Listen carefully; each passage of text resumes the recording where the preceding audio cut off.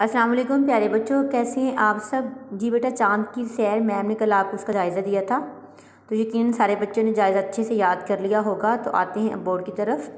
तो आपने जायज़ा अपनी कापियों पे लिखना है। ये है बेटा आपका जायज़ा, कुल नंबर है 12। अक्सर बच्चे यूँ करते हैं कि ये लिखाई के नंबर नहीं लिखते। ठीक है बेटा, कोशिश किया करें, ये मैम फर्स्ट इसी वजह से लिखवाती हैं ताकि आप इसे लिखना ना भूलें।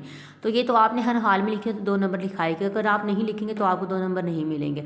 कुल नंबर भी आप लाजमी लिखा करें 12। ठीक है। सवालात हैं, अली ने चाँद पर क्या देखा, इसका जवाब आप लिखेंगे। चाँद के 2 फ़ायदे लिखिए, इसका जवाब लिखेंगे। तीसरा सवाल है, ज़मीन पर कौन कौन सी चीज़ें हैं जो चाँद पर नहीं है, नाम लिखिए, उनके आप नाम लिखेंगे। उसके बाद जुमलों में था, थी, थे और थी का इस्तेमाल कीजिए।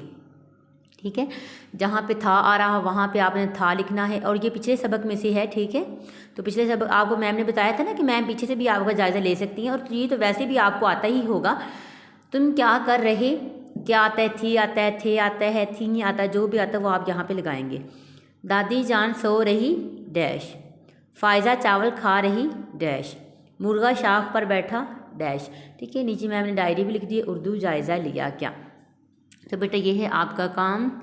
उम्मीद करती हूँ कि आप अच्छे से जैसे स्कूल में लिखते थे वैसे ही आप घर में बैठ के लिखेंगे। तो बेटा घर में रहा करें, अच्छे से पढ़ा करें, वालिदैन को तंग ना किया करें, जो वो काम दें जल्दी से किया करें, और उसको याद भी किया करें। याद करने के बाद उसकी रफ रजिस्टर पे उसकी प्रैक्टिस भी किया करें।